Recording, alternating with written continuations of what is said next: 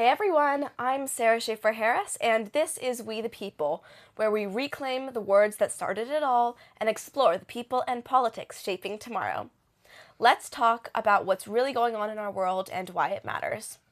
I strongly believe that anything universal is political, and consent education is no exception.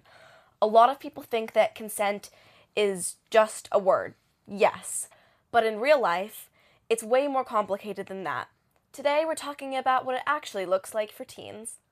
And please welcome my very special guest and my good friend, Kira Lee. Hi, I'm really excited to be here. This is a super important topic to me, and I'm really excited to do this. Okay, so segment 1 is all about the definition of consent. So what is consent? So the definition of consent is permission for something to happen or an agreement to do something, and it is often described in our society as an enthusiastic yes. But it's much more complicated than that. So we're going to be talking about the definition of consent. Yeah. So there are a lot of misconceptions when it comes to consent, some of which are like, if we are dating, it's automatic. Yeah. Like you have an automatic yes, which is not true. Mm-hmm. If they didn't say no, it's a yes. Yeah. I think that's one of the biggest and most problematic ones is like silence or not saying no. And people will see that as a yes. And that's one of the most common and most problematic things when it comes to consent. And also that if it happened before, it's okay now. So if you give consent to something or if you gave consent to something a while ago, that it's okay now or it's okay in the future. And that's also not true. Yeah.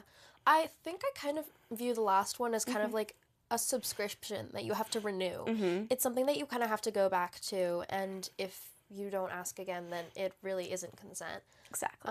And also for the absence of a no, I think that also applies to if someone's intoxicated and they don't have the ability to say no, or if someone's unconscious and they can't say no, that doesn't automatically mean it's a yes. Exactly. I think that's where that rule stems from, is that if you are, in fact, like literally physically unable to say no, so if you're passed out, if you're intoxicated, exactly, you can't say no. Yeah. But that also applies when you are conscious and when you aren't intoxicated.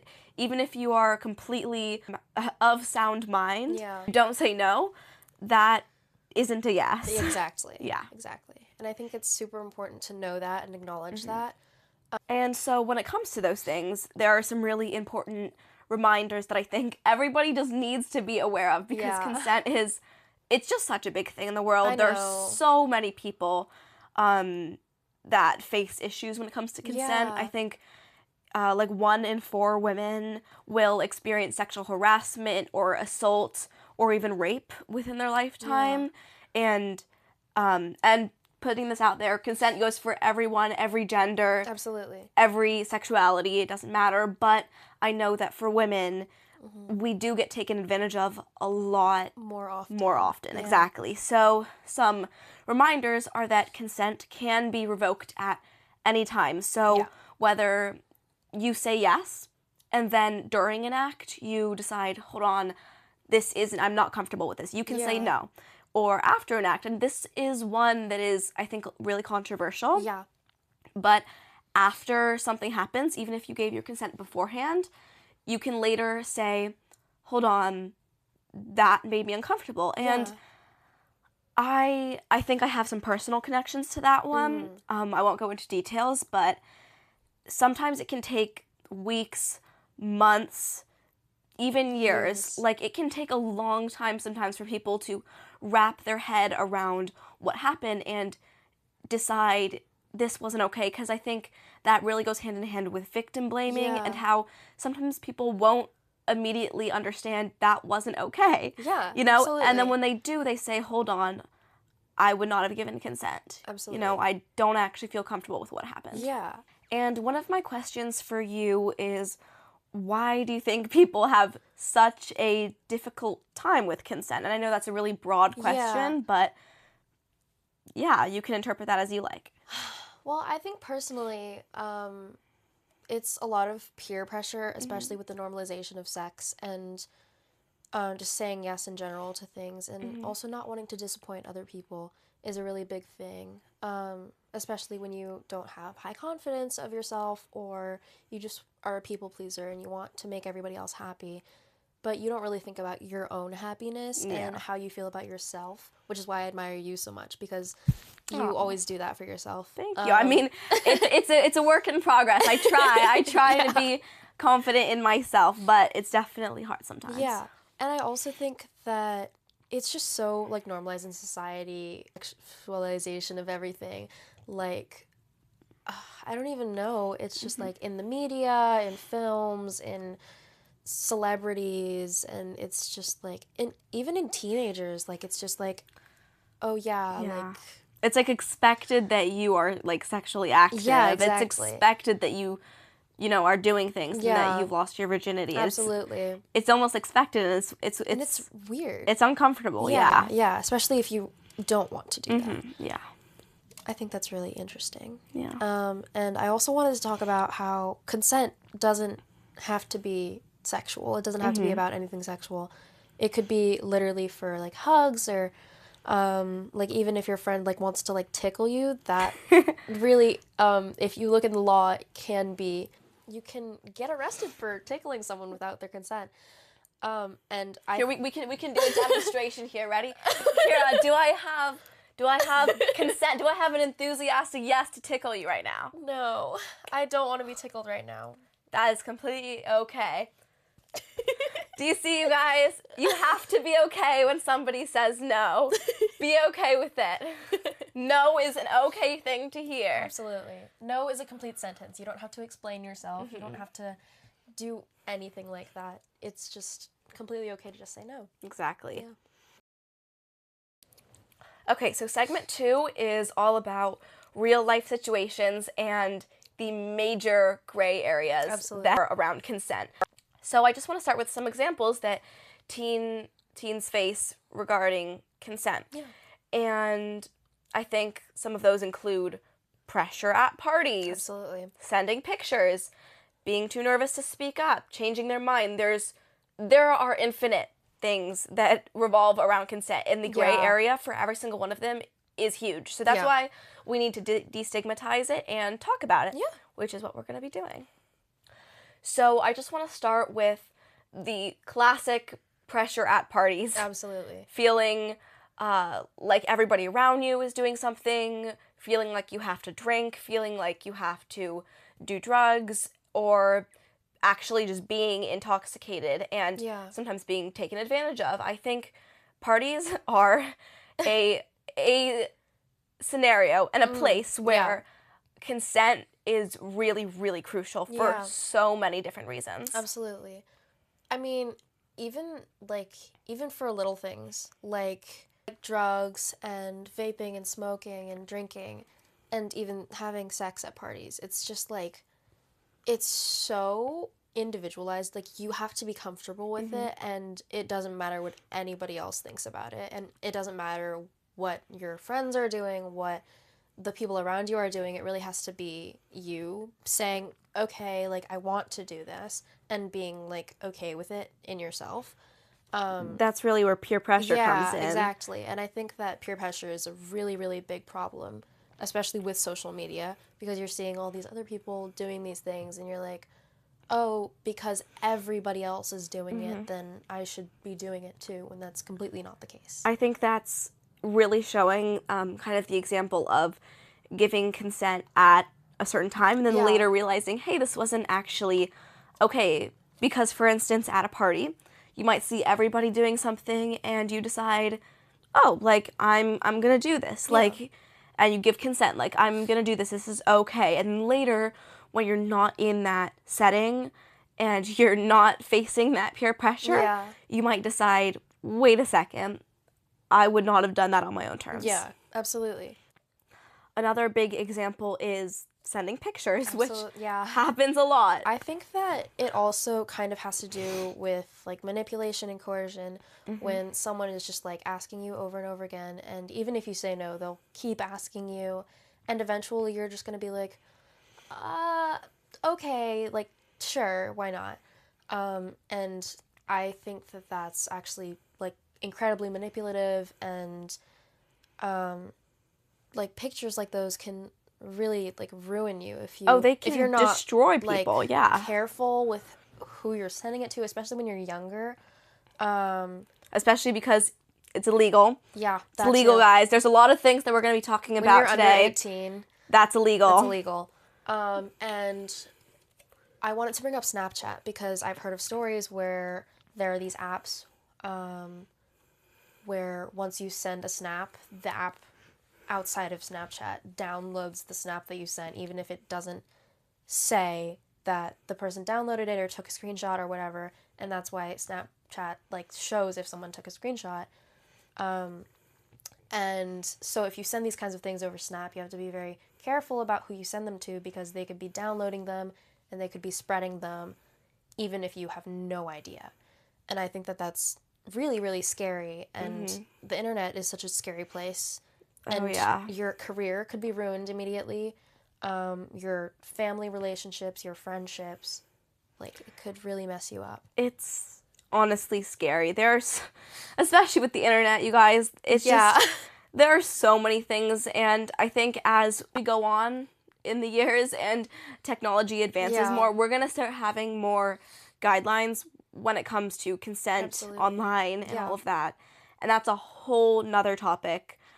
But yeah, especially when it comes to online photos, texts, all that kind of stuff, it is so important to give consent and to have consent. Yeah. Another really important example, I think, is being too nervous to speak up. And I think that this happens to a lot of people, and that it's really important to talk about it, because in most situations, people are too nervous to speak up. And that really goes with the absence of no equals yes. Yeah. Like, it really goes with that whole topic.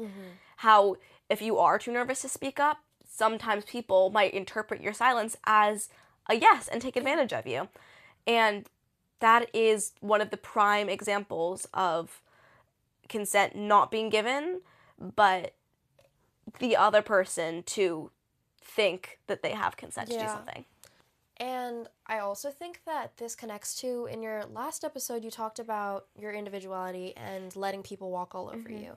And I think that also... Did you watch it? I did. Oh, I loved it. Thank you! And I was listening to it, and I really thought that the idea of letting people walk all over you was kind of connected to this. And, like, the peer pressure. The people pleasing. And the people pleasing, Also, changing your mind. Yeah. Which, again, all of these fit into what we've previously talked about. Yeah. But changing your mind, whether it's during the act, after the act, whatever it is, you can change your mind at any time. And that's really important to understand. And sometimes, if you change your mind and you tell somebody, hey, I was not comfortable with what happened. Unfortunately, sometimes you won't get a good response. Somebody will say something hurtful or rude, and unfortunately, that's life. And that's how our society is programmed, and it really sucks. And it really makes this whole issue of consent so much more important. And also feeling bad about saying no. And this one, I think, is really, really important to talk about, because this is kind of where it goes into the realm of I'm not okay with it, but I want to do this for this person, or kind of being a people pleaser, as we put it. And that's also where it fits into the identity and being really confident in your own self, because when you're choosing to do something, whether it's sexual or just a hug or tickling or drugs, alcohol, whatever it is, it's so, so, so important to be confident in yourself when you are making that decision. Like, in the end, it is going to affect you. It's not going to affect the other person. It's going to affect you. And I think a lot of people feel bad saying no, and that's where we run into the most problems. And I think that when you feel bad saying no and then you realize that it was wrong after, it definitely is a lot harder to do something as big as like taking legal action or reporting, because if the authorities were to ask you like, well, did you say no, and you aren't able to say that you didn't or that you did, it really creates like a gray area Yeah. of like, was that person really in the wrong if they didn't know, right? And I think that also makes it really complicated and is another huge gray area. Yeah, and I think it's really important to note that, yes, while it's true, if you go to legal authorities and you say, yeah, in the moment I did give consent, but I am now thinking that I was not comfortable with that, and I feel like I was sexually harassed. It is true that a lot of authorities might interpret that badly, but I know that there are resources that people can go to Absolutely. that like will really see these people and, Yeah. and see them as the victims that they are. And it's Yeah. important to not victim blame. And I'm Absolutely. using this word and I want to describe it a little bit more. I just want to give the definition that victim blaming is when you either coerce somebody into thinking that it was their fault, or you blame the person for what happened to them. And I know that a lot of people will have heard it over the news, you know, when somebody will say that they got sexually assaulted, and people will say, oh, well, what were you wearing? Exactly. Did you say no? Those kinds of things. The what were you wearing is one of the biggest examples. And it's so important to know that it is not your fault. If you feel like you were sexually harassed, if you feel like you were abused, assaulted, raped, whatever it is, then you have the right to feel that way. Yeah. And you have the right to take action against the person that made you feel that way. That almost inability to say no also fits into power dynamics. And power dynamics can be anything from different ages to different occupations. Yeah. Or just your relationship to each other. Exactly, your relationship to each other. And if somebody feels like they have less power than their partner, they might feel more inclined to please their partner or to say yes. Or to have a harder time saying no. Exactly. So that's where power dynamic becomes such an issue. And it makes sense why a lot of different things when it comes to power dynamics are illegal. For instance, a student dating a teacher, a minor dating an adult, all of those kind of power dynamics are illegal because of this thing called consent, and how when you are the lesser in that dynamic, it is really easy to feel like you have to comply. Absolutely. Yeah. Yeah, and I think that also applies to how I did some research, and I think that there's a good percentage of, it's like over 50% of men that are sexually assaulted are sexually assaulted by people that they know. And that could be applied to the power dynamic. Like maybe it was their like boss, or even people that are related to them, like by blood. Definitely. And we hear these instances about young women being groomed by their uncles or even their own fathers, right? And I think that also makes it harder to say no because they're just higher than you in a way. Right. There's this like authority figure. Yeah. And you feel like, well, if they want to do this, then it must be okay. Yeah. Another prime thing to talk about is the difference between emotional pressure versus physical force. So emotional pressure would be, you know, coercion, manipulation, anything that's like psychological and emotional. Physical force is exactly what it implies, you know, actually using physical force to force yourself on somebody or to hurt someone. Yeah. And while both of them are extremely different, they are both forms of harassment and abuse. Both of them can be illegal in some form, especially physical force, with the intent of rape can be illegal, and which is actually stated by the FBI. And emotional pressure is just like morally wrong. Yeah. I don't know what to say about it. Yeah. It's just morally wrong. And the last thing I want to talk about in this segment is when consent, or the absence of consent, is not respected. Mm-hmm. And I think a lot of schools and just everybody teaches that you should always say no, Yeah. and that you can do all of these things to not give consent. Yeah.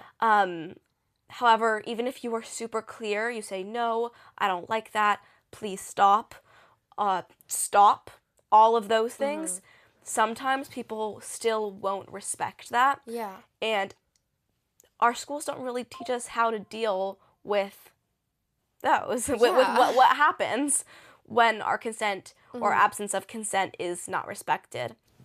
Consent is really, really pushed, especially at our school, and just schools in general, especially because it's becoming a problem. I think consent was always a problem, Yeah. but now more than ever, we're trying to destigmatize it, which is bringing up more conversation around the topic. Absolutely. I think when your absence of consent is not respected, you can do all the things, talking to an adult, talking to a school counselor, all of those things, but I also understand that it is really scary to speak out, and it's really important to understand that sometimes it might take people a really long time to work up that courage. Yeah. Because sometimes you don't even understand that you were a victim in a situation. And as you said earlier, it takes a really, really long time to accept for some people and to actually recognize that that is what happened to you. And there's also the problem of not being believed and being scared that you won't be believed because these things have happened before. But the truth is, the people that report sexual assaults that aren't telling the truth is like a 2 to 10% ratio. It's very small. It's so small. And this fear it's scared so many people into not reporting what happens to them that the percentages of people that actually report sexual assault and rape has gone down so badly that only a couple percent of people that are actually sexually assaulted report it. Yeah. And it's really heartbreaking to think that so many people just are feel that way. Yeah. Are scared into not speaking up. Absolutely. Yeah. Segment 3 is basically just about communication, boundaries, and respect. So, how to ask for consent, how to say no without guilt, and what healthy respect looks like. Yeah. So, how to ask for consent. Sarah, I really love this photo that we took at HOCO together. I was wondering if I could post it on my Instagram that is public. Well, that's really nice of you for asking. And yeah, go ahead. You can post it. Perfect. Thank you. Yeah. See, that is a perfect example of asking for consent. And it doesn't... Not leaving out important details like that my Instagram is public or that a lot of people follow me, Exactly. And then in a more intimate setting, I know that can be really difficult, but it's really important to know that if you are not comfortable asking for consent in an intimate setting, then you shouldn't be doing anything. You should not be doing anything, exactly. If you're not comfortable asking your partner for the respect that you deserve and asking your partner to respect your boundaries and communicating your boundaries, it is important to understand that you should not be doing anything. Yeah. Especially, I think that connects to a maturity level and knowing that you need to ask for consent. Yeah. And that could come with a sense of maturity. Yeah, and to communicate your boundaries. I know boundaries can change, boundaries can be different depending on the person, but consent, it goes hand in hand with boundaries. You really need to know and respect your own boundaries in order to give consent for people to do certain things. Yeah. And it's It's kind of like a sense of knowing yourself and what you're comfortable with. And if you don't know that about yourself, then maybe it's time to take like a little self-thinking day, Yeah, journal a little a little self-thinking bit. day. Yeah, but also if you don't know those things, then you shouldn't engage in these kinds of things. Especially They're if so you're drastic. unsure. Yeah. I think there's some scenarios where it's good to put yourself in situations where you can Absolutely. learn, but Yeah. then when the stakes are high and the decisions are drastic, it might not be safe to put yourself Absolutely. in certain situations. So it really depends. Yeah. And healthy respect is also a really important one. Just respecting each other, respecting each other's bodies, respecting boundaries, respecting what we say. I think some people will ask for consent, the other person will say no, and then the person that got said no to might feel bad. And they might make the person who said no feel bad about their decision. And it's really important to respect your partner and respect their choice. Yeah. So, for instance, if I asked Kira, can I post this picture on my Instagram? And she says, No. then I would say, oh, okay, that's all right.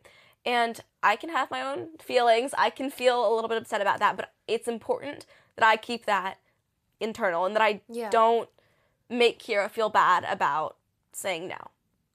Our final segment is about support, healing, and changing the culture around consent. Absolutely.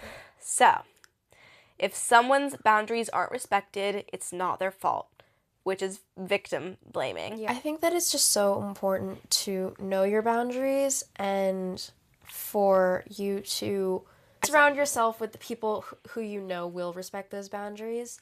So putting yourself in healthy situations. Yeah. So if that means like not going to a party that you think is going to go really wrong, or there will be a lot of people at that will influence your decisions to be not in your own boundaries, then maybe don't do that. Yeah. Or if you think that your partner is going to pressure you into doing something, maybe schedule a meet for a different day. Yeah.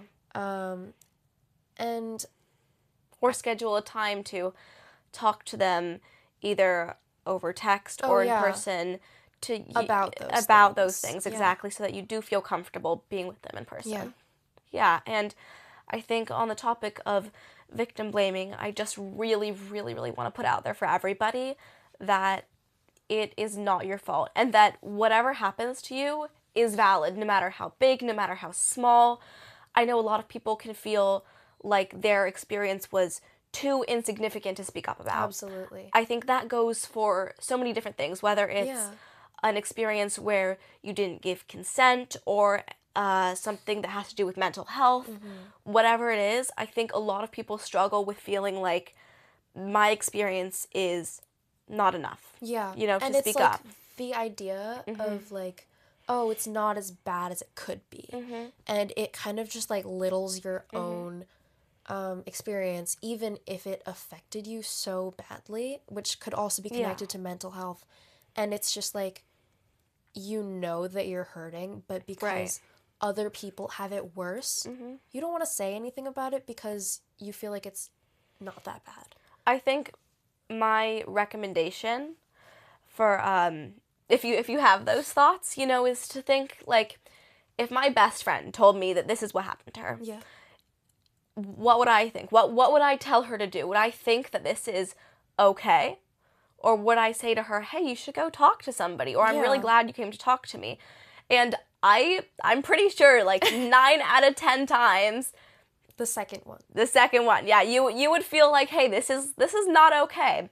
So no matter what your experience is, it is not your fault. Yeah. And it's important to seek help for yourself and also for others, because the more people start to speak up, the more destigmatized this will get. And it's so stigmatized, I think, especially with social media. And then also, I just want to talk about why silence protects harmful behavior. And I think also when you see online things that you think aren't okay, or when you see in person things that you think aren't okay and you don't speak up, that is bystanding. Yeah. And that is protecting harmful behavior. And I think that's also similar to, like, if something happens to you and you don't speak up, it is absolutely your choice. Yeah, absolutely. But by staying silent, that is protecting the perpetrator, protecting this harmful behavior that is so prominent in our society. So that's the other reason why it's so important to speak up, is to share your experience and to make people feel like, hey, I can speak up too, and to make this behavior start getting smaller and smaller. Yeah, and it shows other people that they're not alone, and that it's okay to have those experiences and it's not your fault, and to destigmatize it. Exactly. And then I just want to give some examples of where you can get help if something does happen, because I think the easiest way to feel like you can speak up is to have a clear plan. Absolutely. And so counselor, like a school counselor, they will always be there for you. And I know sometimes that might not be your first option. Yeah, that's a little bit daunting It's too. It's definitely daunting. It's really scary. Yeah. You can always bring a friend, because I know friends, they're easier to talk to. Yeah, absolutely.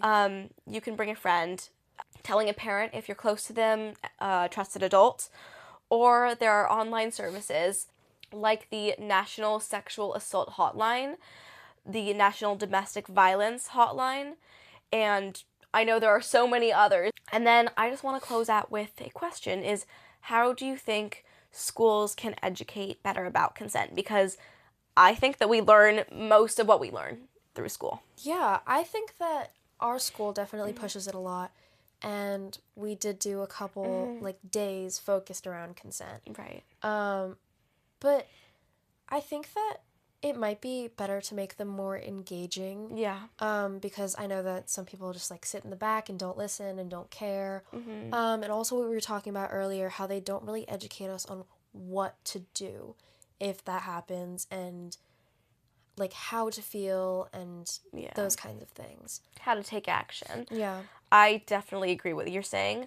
I think schools, they do a good job educating on, what not to do. Don't push yourself on somebody. Don't make people uncomfortable, and they give examples, and they're really good at, educating about what is consent. I think what they need to do better is what to do if your absence of consent is not respected. Absolutely. And that's why that was such an important topic to talk about earlier in the episode. Yeah. Because it's not talked about enough. And people can feel scared to speak up. People can feel like it's too daunting. A lot of times people don't want to hurt their perpetrator because they're a close friend or family member. Or the power dynamics. The power dynamics, exactly. And so I think schools just need to educate better on like the steps to take, when something does happen. So talking to friends, talking to trusted adults, contacting a crisis hotline. And sometimes it's true, people won't listen to you because sometimes people don't understand how extreme you feel or what your situation is, which is why it's so important to know yourself and to keep trying to get yourself help. Yeah, absolutely. So ultimately, consent is about listening when someone speaks and when they don't. Absolutely, yeah. It's about understanding that comfort matters more than pressure and respect matters more than assumptions. So to everyone listening, check on your friends, check on yourself, and remember, respect is always the bare minimum. So that's it for episode 3 of We the People. I'm Sarah Shaffer-Harris, and let's keep talking about what matters.